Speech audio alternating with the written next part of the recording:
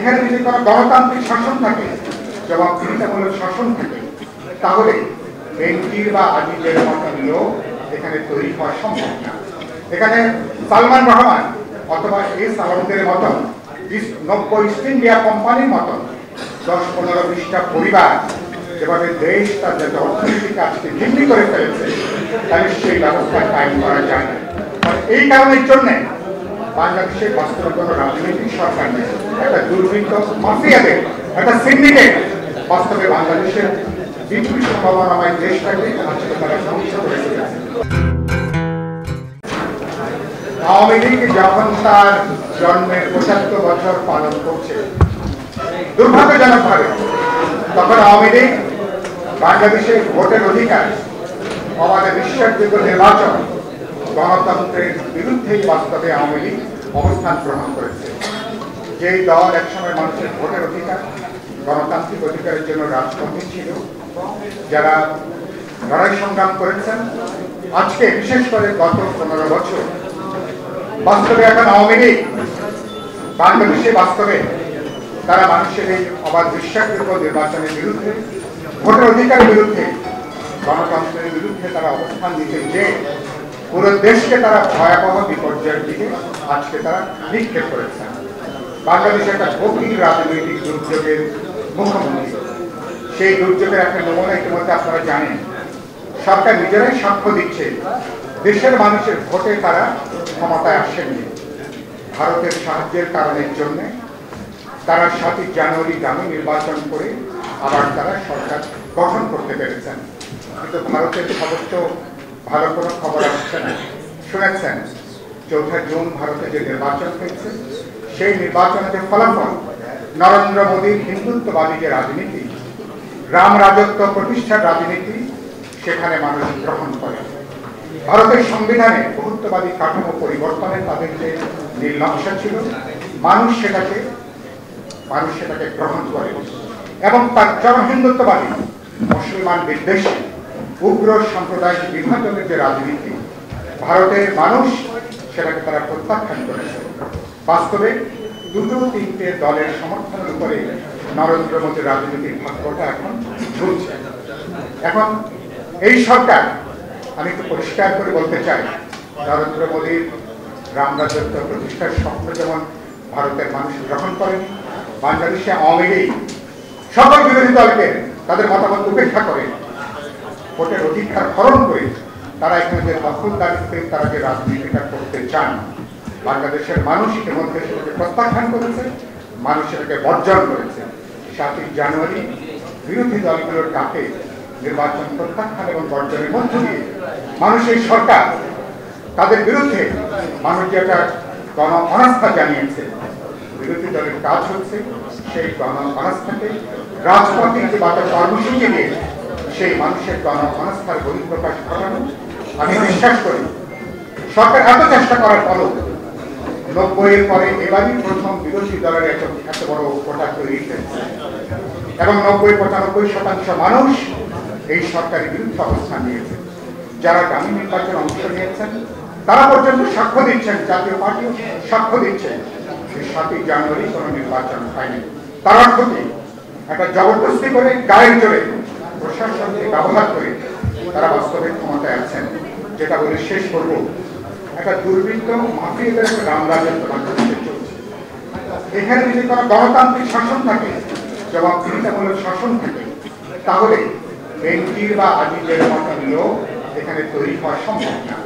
এখানে সালমান রহমান অথবা এস আলমদের মতন 90 ইস্ট ইন্ডিয়া কোম্পানির মতন 10-15-20টা পরিবার যেভাবে দেশ তার যাতে অর্থনৈতিক কাজকে জিম্মি করে ফেলেছে, তাহলে সেই ব্যবস্থা কায়েম করা যায় না। এই কারণের জন্য বাংলাদেশের বাস্তবে কোনো রাজনৈতিক সরকার নেই, একটা দুর্বৃত্ত মাফিয়াদের একটা সিন্ডিকেট বাস্তবে বাংলাদেশের বিপুল সম্ভাবনাময় দেশটাকে আজকে তারা ধ্বংস করে ফেলেছে। আমি যেটা বলে শেষ করি, এর বিরুদ্ধে আমাদের যে গণঐক্যটা গড়ে উঠেছে, সেই গণঐক্যটাকে রাজপথে কর্মসূচি আকারে আগামী দিনে আমরা আমাদের সমঝোতা বাড়াবো, আমাদের বোঝাপড়া বাড়াবো। 31 দফা আমাদের আসলীয় লক্ষ্য।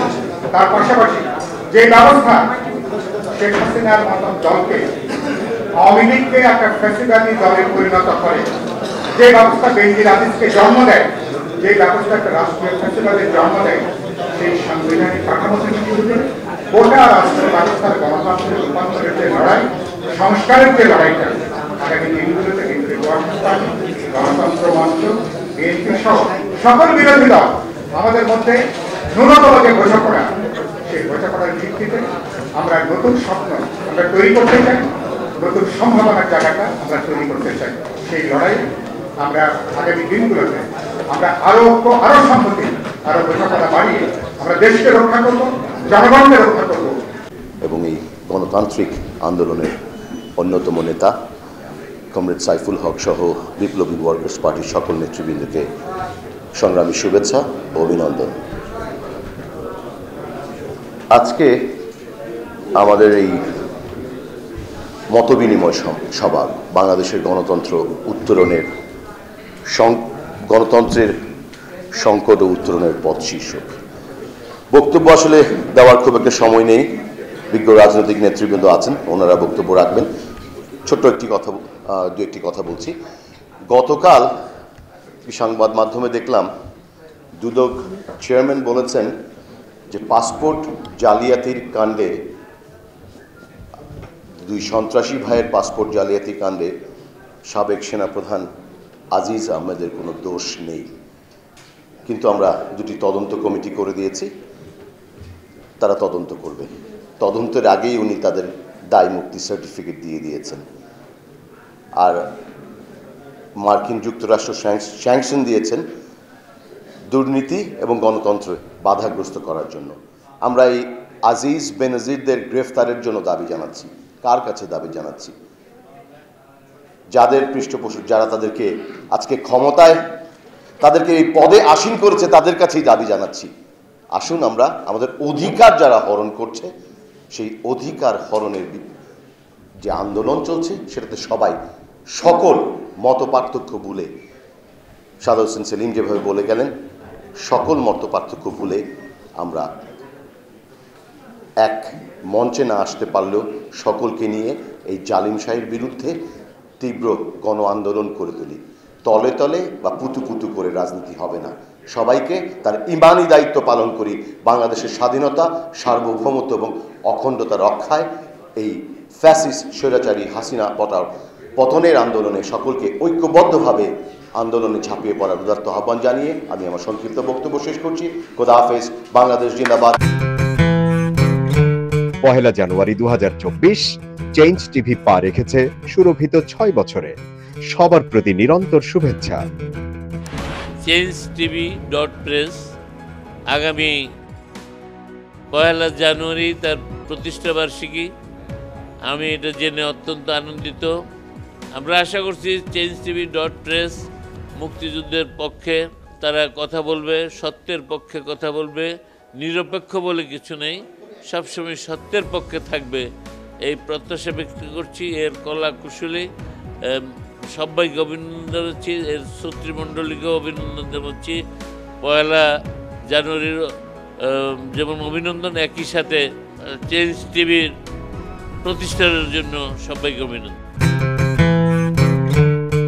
চেঞ্জ টিভি প্রতিষ্ঠা বার্ষিকীতে আমরা এদেরকে ধন্যবাদ জানাই। চেঞ্জ টিভিকে উত্তরোত্তর সাফল্য কামনা করি।